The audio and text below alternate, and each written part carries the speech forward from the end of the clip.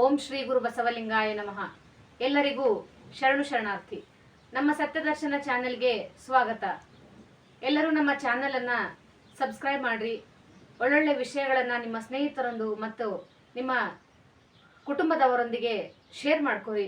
ಜೊತೆಗೆ ಸಂಪೂರ್ಣ ವಿಡಿಯೋನ ನೋಡಿ ವಿಡಿಯೋಗೆ ಒಂದು ಲೈಕನ್ನು ಕೊಟ್ಟು ನಿಮ್ಮ ಅನಿಸಿಕೆಗಳನ್ನು ಕಮೆಂಟ್ ಮೂಲಕ ನಮಗೆ ತಿಳಿಸ್ರಿ. ಜೀವನದ ಸಾರ್ಥಕತೆಯನ್ನ ಈ ಭೂಮಿ ಮೇಲೆ ಆಗಿ ಹೋಗಿರ್ತಕ್ಕಂತಹ ಎಲ್ಲಾ ಮಹಾತ್ಮರು ಕೂಡ ತಮ್ಮದೇ ಆದಂತಹ ಒಂದು ದಾರಿಯಲ್ಲಿ ಬಿಂಬಿಸಿಟ್ಟು ಹೋಗಿದ್ದಾರೆ.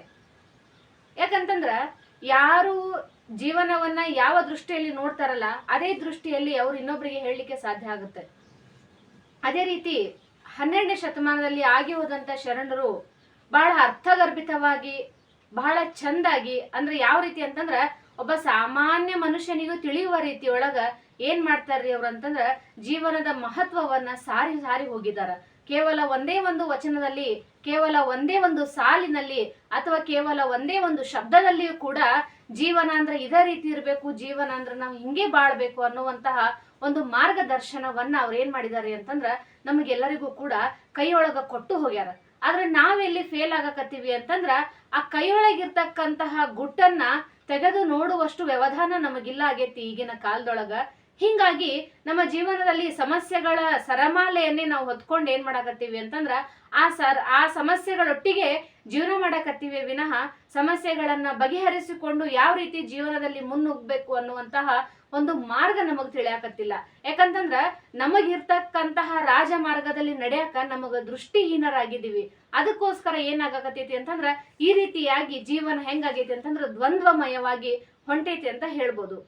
ಯಾವ ರೀತಿಯಾಗಿ ಶರಣರು ಗುರು ಬಸವಣ್ಣನವರು ಜೀವನ ಅಂದ್ರೆ ಹೆಂಗಿರ್ಬೇಕು, ಯಾವ ರೀತಿಯಾಗಿ ಮನುಷ್ಯನಾಗಿ ಹುಟ್ಟಿದ್ಮೇಲೆ ಯಾವ ರೀತಿ ಬದುಕಬೇಕು ಅನ್ನುವಂತಹದ್ದ ಒಂದು ವಚನದ ಮೂಲಕ ಬಹಳ ಚಂದ ಹೇಳ್ತಾರ. ಯಾವ್ದ್ರಿ ಆ ವಚನ ಅಂತಂದ್ರ, ಶಿವಚಿಂತೆ ಶಿವಧ್ಯಾನವಿಲ್ಲದ ಮನುಜರು ಸಗಣಕ್ಕೆ ಸಾಸಿರ ಹುಳ ಹುಟ್ಟವೇ ದೇವ, ಕಾಡಮೃಗ ಒಂದಾಗಿ ಇರಲಾರವೇ ದೇವ, ಊರ ಮೃಗ ಒಂದಾಗಿ ಇರಲಾರವೇ ದೇವ, ಕೂಡಲ ಸಂಗನ ಶರಣರಿಲ್ಲದ ಊರು ದೇಶ, ವನವಾಸ ನರವಿಂಧ್ಯ ಕಾಣಿರಣ್ಣ ಅಂತ ಹೇಳ್ತಾರೆ. ಯಾವ ರೀತಿಯಾಗಿ ನಾವು ಇರ್ತಕ್ಕಂತಹ ಒಂದು ಜಗವನ್ನ, ನಾವಿರ್ತಕ್ಕಂತಹ ಒಂದು ಸ್ಥಾನವನ್ನ ಪವಿತ್ರಗೊಳಿಸ್ಕೋಬೇಕು, ಯಾವ ರೀತಿಯಾಗಿ ನಾವು ನಮ್ಮ ಜೀವನದಲ್ಲಿ ಸನ್ಮಾರ್ಗವನ್ನ ಹೊಂದಬೇಕು, ನಮ್ಮ ಜೀವನದ ಉದ್ದೇಶಗಳಲ್ಲಿ ಸದ್ವಿಚಾರಗಳನ್ನ ಅಳವಡಿಸ್ಕೋಬೇಕು ಅನ್ನೋದನ್ನ ಈ ವಚನ ಓದಿದಾಗ ನಮಗೆಲ್ಲ ಅರ್ಥ ಆಗ್ತತಿ. ಸಿಂಪಲ್ ಆಗಿ ಫಸ್ಟ್ ಲೈನ್ ಒಳಗ ಹೇಳ್ತಾರ ಅವರು, ಶಿವಚಿಂತೆ ಶಿವಧ್ಯಾನವಿಲ್ಲದ ಮನುಜರು ಸಗಣಕ್ಕೆ ಸಾಸಿರ ಹುಳ ಹುಟ್ಟವೇ ದೇವ ಅಂತ ಹೇಳಿ. ಏನಿರ್ಬೇಕು ಮನುಷ್ಯನ ಬದುಕಿನಲ್ಲಿ ಆದ್ಯವಾಗಿರ್ತಕ್ಕಂಥ ಪ್ರಮುಖವಾಗಿರ್ತಕ್ಕಂಥ ಒಂದು ಕರ್ತವ್ಯ ಅಂದ್ರೆ ಯಾವ್ದ್ರಿ ಅಂತಂದ್ರ ಅದು ಶಿವನ ಚಿಂತೆ ಮಾಡುದು, ಶಿವನ ಧ್ಯಾನ ಮಾಡುದು. ಯಾವ ರೀತಿಯಾಗಿ ಒಬ್ಬ ಭಗವಂತನನ್ನ ನಾವು ನೆನೆಸ್ಬೇಕು ಅಂತಂದ್ರ ನಾವು ನಾಮಸ್ಮರಣೆಯನ್ನ ಮಾಡ್ಬೇಕಾಗ್ತದ. ಓಂ ಶ್ರೀ ಗುರು ಬಸವಲಿಂಗಾಯ ನಮಃ ಅಂತ ಅನ್ನುವಂತಹ ಗುರುವಿನ ನಾಮಸ್ಮರಣೆಯನ್ನ ನಾವು ಮಾಡಿದಾಗ ನಮ್ಮ ಜನ್ಮ ಜನ್ಮಾಂತರದ ಪಾಪ ಕರ್ಮಗಳು ಎಲ್ಲವೂ ಹರಿದು ಹೋಗದೇ ಇದ್ರೂ ಕೂಡ ಹಂತ ಹಂತವಾಗಿ ಏನಾಗ್ತಾವ್ರಿ ಅಂತಂದ್ರ ನಮ್ಮ ಕರ್ಮಗಳು ಹರಿತಾ ಬರ್ತಾವು. ಜೊತೆಗೆ ಮುಂದಾಗುವಂತಹ ಕರ್ಮದ ಒಂದು ಏನಿರ್ತದಲ್ಲ ಪರ್ಸೆಂಟೇಜು ಅದು ಕಡಿಮೆ ಹಾಕೊಂತ ಬರ್ತತಿ. ಅದಕ್ಕೆ ನಾವು ಯಾವಾಗ್ಲೂ ಏನ್ ಮಾಡ್ಬೇಕು, ಶಿವಚಿಂತೆ ಮಾಡ್ಬೇಕು, ಶಿವ ಧ್ಯಾನವನ್ನ ಮಾಡ್ಬೇಕು. ಇನ್ನೊಬ್ಬರ ಚಿಂತೆ, ಮತ್ತೊಬ್ಬರ ಚಿಂತೆ, ಯಾರಿಗ್ ಕೆಟ್ಟಾತು, ಯಾರಿಗ್ ಒಳ್ಳೇದಾತು, ಯಾರ ಮ್ಯಾಲ್ ಹೋದ್ರು, ಯಾರ್ ಕೆಳಗ್ ಬಂದ್ರು, ಯಾರ ಮನಿ ಮುರಿತು, ಯಾರ ಮನಿ ಚಲೋ ಆತು, ಯಾರ ಮನಿ ಒಳಗ್ ಮಕ್ಳು ಹಾಳಾದ್ರು, ಯಾರ ಮನಿ ಒಳಗ್ ಮಕ್ಳು ಉದ್ಧಾರ ಆದ್ರು, ಈ ಎಲ್ಲಾ ಚಿಂತೆಯನ್ನ ಬಿಡ್ಬೇಕಂತ ಏನ್ ಚಿಂತೆ ಮಾಡ್ಬೇಕು, ಶಿವ ಚಿಂತೆಯನ್ನ ಮಾಡ್ಬೇಕು, ಶಿವ ಧ್ಯಾನವನ್ನ ಮಾಡ್ಬೇಕು.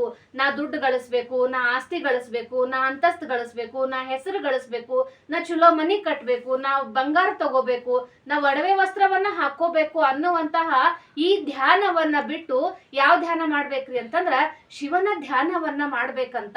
ಇವೆರಡೂ ಇಲ್ಲಿರ್ತಕ್ಕಂಥ ಮನುಷ್ಯರು ಎದುರಿಗೆ ಸರಿಸಮ ಅಂತಂದ್ರ ಸಗಣಕ್ಕೆ ಸಾಸಿರ ಹುಳ ಹುಟ್ಟವೇ ದೇವ.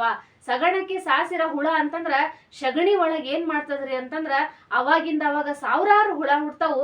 ಅವಾಗಿಂದ ಅವಾಗ ಏನ್ ಮಾಡ್ತಾವ, ಹುಟ್ಟಿರ್ತಕ್ಕಂಥ ಎಲ್ಲಾ ಹುಳಗಳು ಸತ್ತು ಹೋಗಿ ಬಿಡ್ತಾವು. ಯಾಕಂದ್ರ ಆ ಹುಳಗಳಿಗೆ ಒಂದು ಗೊತ್ತು ಗುರಿ ಇರಂಗಿಲ್ಲ, ಬದುಕಿನಲ್ಲಿ ಒಂದ್ ಏನಾದ್ರೂ ಮಾಡ್ಬೇಕು ಅನ್ನುವಂತಹ ಒಂದು ಆಂಬಿಷನ್ಸ್ ಗಳು ಇರಂಗಿಲ್ಲ, ಯಾವುದೇ ರೀತಿಯಾದ ಏಮ್ ಇರಂಗಿಲ್ಲ. ಅದಕ್ಕಾಗಿ ಅವೇನ್ ಮಾಡ್ತಾವು, ಈ ರೀತಿ ಹುಟ್ಟತಾವು, ಈ ರೀತಿ ಸಾಯ್ತಾವು. ಸೊ ಶಿವಚಿಂತೆ ಶಿವಧ್ಯಾನ ಮಾಡಿರ್ತಕ್ಕಂಥ ಮನುಷ್ಯರು ಯಾರಿಗೆ ಸಮ ಅಂತಂದ್ರ ಆ ಸಗಣಿಯಲ್ಲಿ ಹುಟ್ಟುವಂತಹ ಹುಳಗಳಿಗೆ ಸಮ ಅಂತ ಗುರು ಬಸವಣ್ಣನವರು ನಮಗ ಹೇಳ್ತಾರ. ಅಷ್ಟೇ ಅಲ್ಲದೆ ಆ ಹುಳಗಳಲ್ಲಿ ಯಾವ ಗುಣ ಇರ್ತದೆ ಅಂತಂದ್ರೆ ಒಂದು ಕ್ಷುದ್ರ ಗುಣ, ಕೆಟ್ಟದಾದಂತ ಗುಣ. ಅವು ಎದಕ್ಕೂ ಉಪಯೋಗ ಆಗಂಗಿಲ್ಲ, ಯಾರಿಗೂ ಉಪಯೋಗಕಾರಿ ಆಗಂಗಿಲ್ಲ, ಯಾರಿಗೂ ಒಂದು ಉಪಕಾರವನ್ನ ಮಾಡಂಗಿಲ್ಲ. ಆ ರೀತಿಯಾಗಿ ಗುಣವನ್ನ ಹೊಂದಿರತಕ್ಕಂತ ಹುಳಗಳಿಗೆ ಮನುಷ್ಯ ಜನ್ಮ ಏನಾಗ್ತದ್ರಿ ಅಂತಂದ್ರ ಸರಿಸಮ ಆಗತ್ತ ಅಂತ ಗುರು ಬಸವಣ್ಣನವ್ರು ಹೇಳ್ತಾರ. ಮುಂದೆ ಬಂದು ಹೇಳ್ತಾರ, ಕಾಡ ಮೃಗ ಒಂದಾಗಿ ಇರಲಾರವೇ ದೇವ. ಕಾಡಿನಲ್ಲಿ ಏನಿರ್ತಾವು ಮೃಗಗಳಿರ್ತಾವ, ಕಾಡಿನಲ್ಲಿ ಇರ್ತಕ್ಕಂತಹ ಮೃಗಗಳು ಎದರ ಸ್ಟ್ಯಾಂಡ್ ಆಗಿ ನಿಲ್ತಾವ್ರಿ ಅಂತಂದ್ರ ಒಂದು ಕ್ರೌರ್ಯವನ್ನ ಒಂದು ಪ್ರತಿಬಿಂಬಿಸುವಂತಹ ಒಂದು ಏನ್ ಅರ್ಥವನ್ನ ಕೊಡುವಂತಹ ಕಾಡಿನ ಮೃಗಗಳು ಕ್ರೌರ್ಯವನ್ನು ಮಾತ್ರ ಹೊಂದಿರ್ತಾವು. ಸೊ ಏನಾಗ್ತದ, ಮನುಷ್ಯ ಅಂದ್ಮೇಲೆ ಮನುಷ್ಯನಲ್ಲಿ ಕ್ರೌರ್ಯ ಇರಬಾರ್ದು. ಅದಕ್ಕೇನ್ ಹೇಳ್ತಾರು, ಕಾಡ ಮೃಗ ಒಂದಾಗಿ ಇರಲಾರವೇ ದೇವ. ಮುಂದೆ ಬಂದ್ ಹೇಳ್ತಾರ, ಊರ ಮೃಗ ಒಂದಾಗಿ ಇರಲಾರವೇ ದೇವ. ಊರ ಮೃಗಗಳಲ್ಲಿ ಯಾವ ಗುಣ ನಾವು ಕಾಣಬಹುದ್ರಿ ಅಂತಂದ್ರ ಒಂದು ವ್ಯಾಮೋಹದ ಗುಣವನ್ನ ಕಾಣ್ಬೋದು. ಊರ ಮೃಗಗಳು ಹೆಂಗಿರ್ತಾವು, ಕೂಡಿ ಬಾಳ್ತಿರ್ತಾವು, ಜೀವನ ಮಾಡ್ತಿರ್ತಾವ, ಒಂದನ್ನೊಂದು ಬಿಟ್ಟಿರಂಗಿಲ್ಲ. ಒಂದು ಹಿಂಡು ದನಗಳಿದ್ರೆ ತಮ್ಮ ಹಿಂಡಿನಲ್ಲಿರ್ತಕ್ಕಂಥ ಒಂದೇ ಒಂದು ದನ ಕಾಣ್ಲಿಲ್ಲ ಅಂದ್ರು ಅವೆಲ್ಲಾ ದನಗಳು ಕೂಡಿ ಒದರಾಕ್ ಶುರು ಮಾಡ್ತಾವು. ಒಂದೇ ಮನೆಯಲ್ಲಿ ನಾಯಿ ಬೆಕ್ಕು ಸಾಕಿದ್ರು ಕೂಡ ಆ ನಾಯಿ ಬೆಕ್ಕಿನಲ್ಲಿ ಒಳ್ಳೆಯ ಅನ್ಯೋನ್ಯತೆಯನ್ನ ನಾವು ಕಾಣ್ತೀವಿ, ಅಲ್ಲಿ ಒಂದು ವ್ಯಾಮೋಹವನ್ನ ಕಾಣ್ತೀವಿ. ಇಲ್ಲಿ ಏನ್ ಹೇಳ್ತಾರ ಅಂತಂದ್ರ 3 ಗುಣಗಳ ಬಗ್ಗೆ ಗುರು ಬಸವಣ್ಣನವರು ಈ ವಚನದಲ್ಲಿ ಹೇಳ್ಕೊಡ್ತಾರ. ಒಂದು ಕ್ಷುದ್ರ ಗುಣ, ಒಂದು ವ್ಯಾಮೋಹ, ಇನ್ನೊಂದು ಕ್ರೌರ್ಯ. ಕೇವಲ ಈ 3ಅನ್ನೇ ಮಾತ್ರ ಸಾಧಿಸ್ಲಿಕ್ಕೆ ಮನುಷ್ಯ ಬಂದಿಲ್ಲ. ಇದನ್ನ ಹೊರತುಪಡಿಸಿಯೂ ಕೂಡ ಸನ್ನಡತೆ, ಸದ್ವಿಚಾರ, ಸದಾಶಯಗಳನ್ನ ಮನುಷ್ಯ ತನ್ನ ಜೀವನದಲ್ಲಿ ಅಳವಡಿಸ್ಕೊಳ್ಬೇಕಾಗ್ತದ. ಇಲ್ಲ ಅಂತಂದ್ರೆ ಏನಾಗ್ತದ್ರಿ ಅಂತಂದ್ರ ಕೂಡಲ ಸಂಗನ ಶರಣರಿಲ್ಲದ ಊರು ದೇಶ ವನವಾಸ ನರವಿಂಧ್ಯ ಕಾಣಿರಣ್ಣ. ಕೂಡಲ ಸಂಗನ ಶರಣರು ಅಂತಂದ್ರೆ ಶಿವಚಿಂತೆ ಶಿವಧ್ಯಾನ ಯಾರು ಮಾಡ್ತಾರಲ್ಲ ಅವರೇ ಶರಣರು. ಅಂತಹ ಶರಣರು ಇಲ್ಲದೆ ಇರ್ತಕ್ಕಂಥ ಒಂದು ಊರಿರ್ಬಹುದು, ಒಂದು ದೇಶವೇ ಇರ್ಬಹುದು, ಅದೇನಾಗ್ತದ ಅಂತಂದ್ರ ವನವಾಸ ಅನಿಸ್ಕೋತತಿ, ನರವಿಂಧ್ಯ ಅನಿಸ್ಕೋತತಿ. ವನವಾಸ ಅನ್ನೋ ಪದ ನಮಗೆಲ್ಲ ಎಲ್ಲರಿಗೂ ಚೆನ್ನಾಗಿ ಗೊತ್ತು. ವನವಾಸ ಅಂದ್ರೆ ಏನಿರ್ತತಿ, ಕಷ್ಟ ಕಾರ್ಪಣ್ಯಗಳಿರ್ತಾವು, ಅಲ್ಲಿ ಯಾವುದೇ ರೀತಿಯಾದ ನಮಗೆ ಸೌಲಭ್ಯಗಳಿರಂಗಿಲ್ಲ, ಸಹಕಾರ ಕೊಡುವಂತವು ಇರಂಗಿಲ್ಲ. ನಮಗ್ ಬೇಕು ಅಂದ ಸಮಯಕ್ಕೆ ಯಾರು ಕೂಡ ನಮಗ ಬಂದು ಸಹಾಯಕ್ಕ ನಿಲ್ಲಂಗಿಲ್ಲ. ನಮಗ ಯಾರನ್ನಾದ್ರೂ ನೋಡ್ಬೇಕು ಅನ್ಸಿದ ತಕ್ಷಣ ಅವ್ರು ನಮ್ ಕಣ್ ಮುಂದ್ ಬಂದ್ ಪ್ರತ್ಯಕ್ಷ ಆಗಂಗಿಲ್ಲ. ಇವೆಲ್ಲವನ್ನ ಅಂಶಗಳನ್ನ ಒಳಗೊಂಡಿರ್ತಕ್ಕಂತಹ ಆ ಒಂದು ಟೈಮ್ ಡ್ಯೂರೇಷನ್ಗೆ ನಾವೇನಂತ ಕರಿತೀವ್ರಿ ಅಂತಂದ್ರ ವನವಾಸ ಅಂತ ಕರಿತೀವಿ. ಅದೇನಾಗ್ತದ, ಕೂಡಲ ಸಂಗನ ಶರಣರಿಲ್ಲದ ಊರು ಮತ್ತು ದೇಶ ಈ ರೀತಿ ವನವಾಸ ಇದ್ದಂಗ ಅಲ್ಲಿ ಕೇವಲ ಕಷ್ಟ, ಕಾರ್ಪಣ್ಯ, ಕ್ರೌರ್ಯಗಳು, ಕ್ಷುದ್ರತೆ ತುಂಬಿರ್ತವೆ, ವ್ಯಾಮೋಹ ತುಂಬಿರ್ತವೆ ವಿನಃ ಭಗವಂತನ ನಾಮಸ್ಮರಣೆ ಅಲ್ಲಿ ಕಾಣಂಗಿಲ್ಲ ನಾವು. ಮುಂದ್ ಬಂದ್ ಹೇಳ್ತಾರ, ನರವಿಂಧ್ಯ. ನರ ಅಂದ್ರೆ ಮನುಷ್ಯರು, ವಿಂಧ್ಯ ಅಂತಂದ್ರ ಕಾಡು. ಅದ್ ಹೆಂಗಪ್ಪ ಅಂತಂದ್ರ ಅಲ್ಲಿ ಕಾಡು ಮೃಗ, ಊರು ಮೃಗ, ಹುಳಗಳು ಅಷ್ಟೇ ಅಲ್ಲದೆ ಅಲ್ಲಿ ಕೇವಲ ಮನುಷ್ಯರು ಜೀವನ ಮಾಡ್ತಕ್ಕಂತಹ ಒಂದು ಕಾಡಾಗಿರ್ತದೆ ವಿನಃ ಆ ಊರು, ಆ ದೇಶ ಅದು ಯಾವತ್ತೂ ಕೂಡ ಒಂದು ಶರಣ ಭೂಮಿ ಆಗ್ಲಿಕ್ಕೆ, ಒಂದು ಬೇರೆ ಸದ್ವಿಚಾರ ಉಳ್ಳರ್ತಕ್ಕಂತಹ ವ್ಯಕ್ತಿಗಳು ಜೀವನ ಮಾಡ್ಲಿಕ್ಕೆ ಯೋಗ್ಯವಾದಂತ ಊರು ಆಗಿರಂಗಿಲ್ಲ. ಅಂತಹ ಒಳ್ಳೆಯ ಊರನ್ನ ನಿರ್ಮಾಣ ಮಾಡೋದು ಯಾರ ಕೈಯಾಗೈತ್ರಿ ಅಂತಂದ್ರ ನಮ್ಮ ಕೈಯೊಳಗೈತಿ. ನಾವು ಮನುಷ್ಯರ ಕೈಯೊಳಗೈತಿ. ನಾವು ಲೌಕಿಕ ಬದುಕಿನಲ್ಲಿ ಮುಳುಗಿ ಆಧ್ಯಾತ್ಮದಿಂದ ದೂರ ಸರಿದು ಏನ್ ಮಾಡಾಕತ್ತೀವಿ ಅಂತಂದ್ರ ಹೆಚ್ಚು ಕಡಿಮೆ ನರವಿಂಧ್ಯದೊಳಗ ಬದುಕುವಂತಹ ಪರಿಸ್ಥಿತಿಯನ್ನ ನಮಗ್ ನಾವೇ ತಂದ್ಕೊಳಕತ್ತೀವಿ. ಅದಕ್ಕ ಏನ್ ಮಾಡ್ಯಾರ, 900 ವರ್ಷಗಳ ಹಿಂದೆ ಗುರು ಬಸವಣ್ಣನವರು ನಮಗೆ ಎಚ್ಚರಿಕೆ ಗಂಟೆಯನ್ನ ಕೊಟ್ಟು ಹೋಗ್ಯಾರು. ನೀವೇನಾದ್ರೂ ಶಿವಚಿಂತೆ ಶಿವಧ್ಯಾನ ಮಾಡ್ಲಿಲ್ಲ ಅಂತಂದ್ರ ಒಂದಲ್ಲ ಒಂದಿನ ನರವಿಂಧ್ಯದೊಳಗ್ ಬದುಕುವಂತಹ ಪರಿಸ್ಥಿತಿ ನಿಮಗೆ ಎದುರಾಗ್ತದ ಅನ್ನುವಂತ ಒಂದು ವಾರ್ನಿಂಗ್ ಅನ್ನ, ಒಂದು ಕಾಷನ್ ಅನ್ನ ಅವ್ರು ನಮಗ್ ಕೊಟ್ಟು ಹೋಗ್ಯಾರ. ಆ ವಾರ್ನಿಂಗ್ ನಮಗ್ ಇದುವರೆಗೂ ತಿಳಿದಿಲ್ಲ.